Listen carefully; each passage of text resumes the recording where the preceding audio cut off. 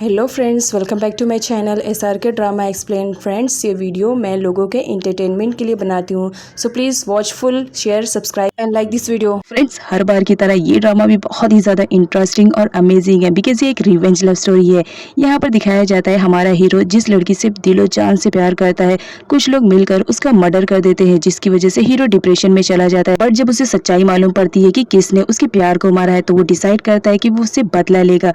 और यहाँ पर दिखाया जाता है वो उसके फियांसे को टारगेट बनाता है क्योंकि वो उसे रियलाइज करवाना चाह रहा था कि जब किसी से तुम प्यार करते हो और वो तुम्हें छोड़कर चला जाए तो कितनी ज़्यादा तकलीफ होती है। यहाँ पर दिखाया जाता है वो उस लड़की के साथ बहुत टॉर्चर वाला सलूक करता है और इतना ज़्यादा कि वो लड़की बहुत परेशान हो जाती है। अब यहाँ पर हीरो को रियलाइज होता है कि वो अपना रिवेंज लेने के चक्कर में किसी इनोसेंट लड़की की लाइफ को स्पॉइल कर रहा है, तो फाइनली वो डिसाइड करता है। अब वो क्या डिसाइड करता है ये तो हमें ड्रामे की एक्सप्लेनेशन में मालूम पड़ेगा। तो चलिए बिना टाइम वेस्ट कीजिए ड्रामे की एक्सप्लेनेशन को स्टार्ट करते हैं। इस पार्ट में दिखाया जाता है दाऊ अपनी मॉम से मिलने के लिए आई हुई रहती है, जहां पर उसकी मॉम को मालूम पड़ जाता है कि दाऊ ने अभी तक विन से रिलेशनशिप रखा हुआ है। यहां पर उसकी मॉम उसे कहती है कि तुमने अभी विन से रिलेशनशिप नहीं तोड़ा, तुमने उसे मना नहीं किया। जिस पर दाऊ बोलती है कि मॉम, आज तक विन ने कोई भी ऐसा काम नहीं किया जिसके बेस पर मैं उसे रिजेक्ट करूं या उसे मना करूं।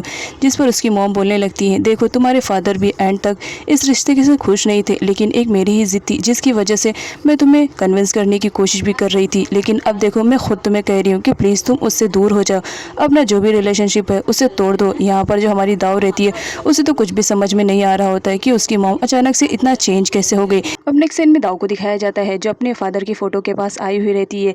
तभी उसे याद पड़ता है कि उसके फादर ने उसे बताया था कि वो उसके घर पर कुछ एनवलप जैसी चीज़ छोड़ कर गए हैं। अब यहाँ पर जो दाऊ रहती है वो तो शॉक्ड में रहती है कि मेरे फादर की मैं इतनी इंपॉर्टेंट चीज़ कैसे भूल सकती हूँ। मेरे फादर ने मुझसे कहा था वो देखने के लिए, लेकिन मैं अपने काम में इतना ज़्यादा बिजी हो गई कि मुझे तो याद भी नहीं पड़ा कि मेरे फादर ने कोई एनवलप जैसी चीज़ मेरे घर पर छोड़ी है। उसके बाद दाऊ फटाफट अपने अपार्टमेंट में आती है और अपने अपार्टमेंट में आने के बाद सबसे पहले वो अपने कमरे में जाकर उस एनवलप को ढूंढने की कोशिश करती है। बट उसे अपने कमरे में एनवलप नहीं मिलता है, तो वो दूसरी जगहों पर भी ढूंढती है, लेकिन यहाँ पर उसे एनवलप कहीं पर भी नहीं मिलता, जिसकी वजह से दाऊ बहुत ज़्यादा परेशान हो जाती है। अब नेक्स्ट सीन में विन को दिखाया जाता है जो अपने डैड के पास बैठा हुआ रहता है। यहाँ पर उसके डैड उससे कहते हैं कि तुमने काम तो अच्छा किया, लेकिन अब जितनी जल्दी हो सके तुम दाऊ से शादी कर लो, क्योंकि अगर तुमने दाऊ से शादी कर लिया तो याद रखो दाऊ एक बहुत ही बड़ी सेलिब्रिटी है, उसका सारा अमाउंट तुम्हारे पास आ जाएगा और इस तरह हमारी कंपनी को डबल प्रॉफिट होएगा। जिस पर विन रेडी हो जाता है और कहता है कि जैसा आप कहेंगे मैं वैसा ही करूँगा। विन के जाने के बाद यहाँ पर जो डेयर के डैड रहते हैं वो ये सब इस वजह से करवाते हैं ताकि विन उनकी बेटी की लाइफ से हट जाए। जब दाऊ और विन की शादी हो जाएगी तो उनकी बेटी का रास्ता ऑलरेडी क्लियर हो जाएगा और वो अपनी बेटी की शादी किसी अमीर लड़के से करवाएंगे। यही उनका टारगेट रहता है। अभी नेक्स्ट सीन में दिखाया जाता है जो हमारी दाऊ रहती है वो हर चीज़ को छानबीन कर रही होती है उस एनवलप के लिए। वो घर की हर चीज़ों को देख रही होती है, उसके जितने भी डॉक्यूमेंट्स थे वो सारे डॉक्यूमेंट्स को देखती है, लेकिन उसे कहीं पर भी वो एनवलप नहीं मिलता है। तभी वहाँ पर गन की एंट्री होती है और यहाँ पर गन उसे सैड देखता है तो उसे पूछता है कि क्या बात है, तुम इतनी ज़्यादा परेशान क्यों दिखाई दे रही हो। जिस पर दाऊ उसे बताती है कि मैं बहुत ही ज़्यादा केयरलेस हूँ, मेरे फादर ने मुझे कोई चीज़ दिया था उसे देखने के लिए, लेकिन मैं कितनी लापरवाह हूँ, उनसे मैंने तो देखा ही नहीं। दाऊ की सारी बातें सुनने के बाद गन समझ जाता है कि ये एनवलप के ही बारे में बात कर रही है। यहाँ पर जब वो देखता है कि दाऊ बहुत ज़्यादा अपसेट है तो उसे मनाने की कोशिश करता है और उसे कन्विंस करता है कि चलो हम लोग ट्रेनिंग के लिए जाते हैं। जहाँ पर दाऊ बोलती है कि तुम देख नहीं रहे हो, आज मैं बहुत ज़्यादा स्ट्रेस में हूँ और अपसेट भी हूँ, तो मुझे नहीं लगता कि मैं आज ट्रेनिंग पर फोकस कर पाऊंगी, इस वजह से मैं ट्रेनिंग के लिए नहीं जाऊँगी। जिस पर गन बोलता है कि मैं तुम्हें छुट्टी नहीं दे रहा हूँ, तुम्हें किसी भी तरह ट्रेनिंग के लिए चलना पड़ेगा क्योंकि ये मेरा ऑर्डर है और मैं तुम्हारा कोच हूँ, तो तुम्हें मेरे रूल्स एंड रेगुलेशन को फॉलो करने पड़ेंगे। अब दाऊ को ना चाहते हुए भी गन के साथ चलना पड़ता है, जहाँ पर गन उसका वेट कर रहा होता है कि दाऊ आएगी तो उसके साथ जाएंगे। यहाँ पर दाऊ आती है और सीधा कार में बैठ जाती है और गन को कहती है तुम कितना ज़्यादा लेट कर रहे हो, तुम मुझे ट्रेनिंग सिखाने वाले हो, लेकिन देखो तुम ही लेट से पहुँचोगे तो मुझे ट्रेनिंग कौन सिखाएगा। जिस पर गन बोलता है अभी तो तुम ना कर रही थी, यूँ अचानक से तुम्हें क्या हो गया जो ट्रेनिंग के लिए तुम इतनी जल्दी कर रही हो। यहाँ पर दाऊ बोलती है कि तुम मुझे जितना सिखाने की कोशिश कर रहे हो उतना तो मैं अपनी फिल्म के एक्शन सूट में कर लेती हूँ, मुझे नहीं लगता कि मुझे तुम्हारी ट्रेनिंग की ज़रूरत है। जिस पर गन बोलता है ओ ऐसी बात है तो फिर ठीक है, चलो मैं तुम्हें एक नए प्लेस पर लेकर जाता हूँ जहाँ पर तुम्हारी नई ट्रेनिंग होगी। अब जब दाऊ नए प्लेस पर आती है तो वो क्वेश्चन करने लगती है गन से कि तुम मुझे कहाँ पर लेकर आए। जिस पर गन बोलता है तुम्हें तो सब कुछ आइडिया है ना कि मैं क्या सिखाने वाला हूँ, तो चलो तुम्हारा देखता हूँ कि तुम कितनी जल्दी सीख लेती हो। देखते हैं तुम्हारा एक्शन शूट ज़्यादा ईजी रहता है कि मेरी ट्रेनिंग। अब यहाँ पर दिखाया जाता है दाऊ आती है जहाँ पर गन उसे शूट करने की ट्रेनिंग दे रहा होता है। जिस पर दाऊ गन से से बोलती है, ओह तो तुम मुझे इस खिलौने के साथ खेलने के लिए कह रहे हो? तुम्हें मालूम है मैं अपनी मूवी की शूटिंग में ऐसे कितने खिलौने के साथ खेल चुकी हूँ और इतने हार्ड एडिक्शन किए हैं ना कि डायरेक्टर भी खुश होकर मेरे लिए क्लैप करते हैं। जिस पर गन बोल उठता है कि तुम्हारी शूटिंग के ये खिलौने नहीं है, ये रियल गन है, एक बार जरा फायर करके देखो तब तुम्हें समझ में आएगा कि ये कितना चलाना मुश्किल है। अब यहाँ पर जो दाऊ रहती है वो बोलती है ठीक है ऐसी बात है तो मैं शूट करती हूँ। वो शूट करती है लेकिन उसके हाथ कांपते रहते हैं और ये गन नोटिस कर लेता है, तो गन उसके हाथों को पकड़ के उसे ट्रेनिंग दे रहा होता है। गन के कहने पर दाऊ शूट तो करती है लेकिन उसका निशाना गलत जगह पर लग जाता है। तब यहाँ पर गन उसकी टांग खींचते हुए कहता है कि तुम तो बहुत बड़बड़ा रही थी कि ये सब तुम्हारे लिए बाएं हाथ का खेल है, तो अभी क्या हो गया?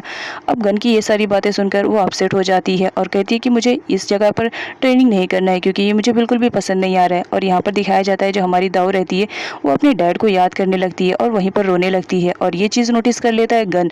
तो गन उससे कहता है इस वक्त तुम्हें तुम्हारे डैड को याद नहीं करना है बल्कि अपने टारगेट को कंप्लीट करना है, क्योंकि तुम्हें जानना है ना कि तुम्हारे डैड का किसने मर्डर किया है।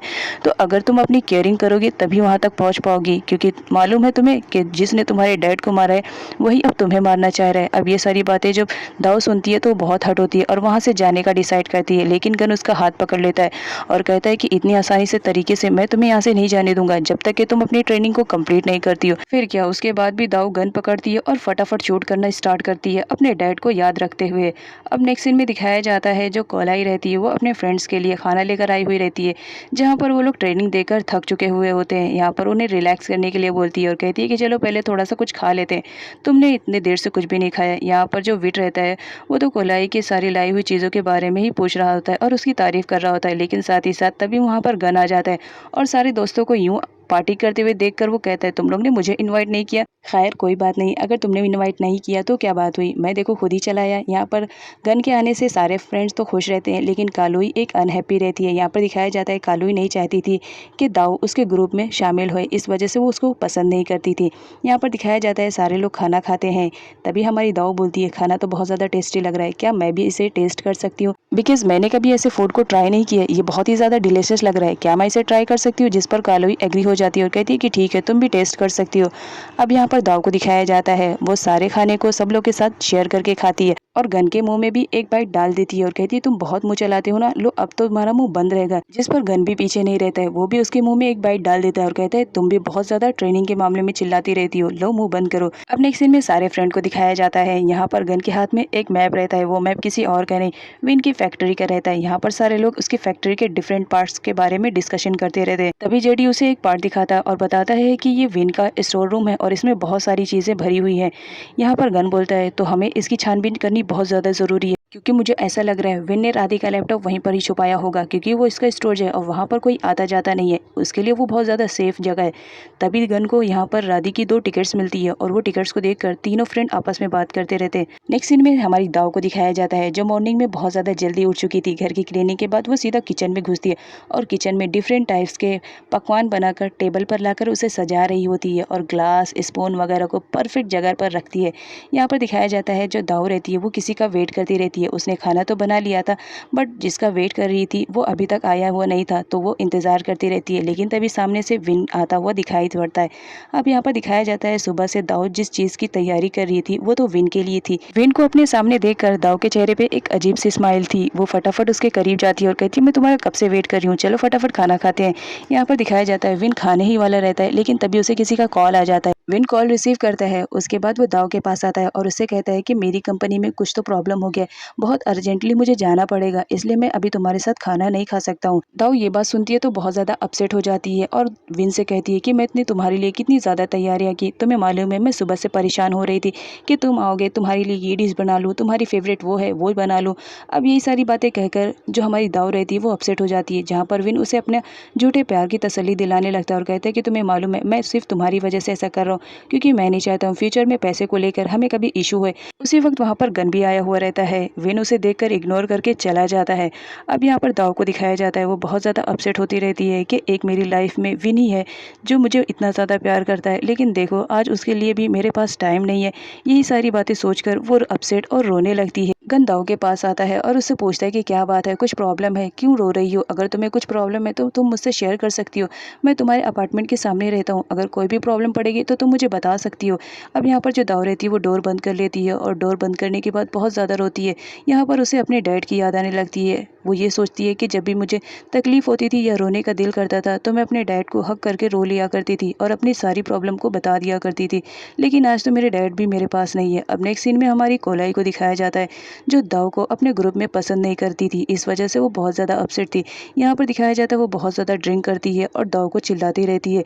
यहाँ पर जो विट रहता है उसे रोकने की कोशिश करता है कि तुम इतनी ज़्यादा ड्रिंक मत करो वरना तुम्हें चढ़ जाएगी। लेकिन कोलाई बोलती है मुझे नहीं चढ़ेगी और ड्रिंक पर ड्रिंक वो किए जाती है, जिसकी वजह से वो इतना ज़्यादा नशे में हो जाती है कि वो घर तक अपने पैरों पे नहीं चल के आती है। विट उसे उठाकर अपनी गोद में लेकर आता है और बेड पे लेटाता है। लेकिन यहाँ पर कालोई की हरकतें देखकर वो मुस्कुराने लगता है, क्योंकि कालोई ड्रिंक करने के बाद एकदम नॉर्मल बच्ची की तरह बिहेव कर रही होती है। यहाँ पर विट को वो जाने से मना करती है और कहती है कि तुम ही मेरे पास रुक जाओ। अब यहाँ पर जो कालोई रहती है वो विट को हक कर लेती है और उसे कहती है कि तुम प्लीज़ मत जाओ, देखो तुम ही तो मेरे बेस्ट फ्रेंड हो, तुम मेरे साथ ही रहो। और यहाँ पर दिखाया जाता है छीना झपटी में जो कोलाई रहती है वो विट को किस कर लेती है।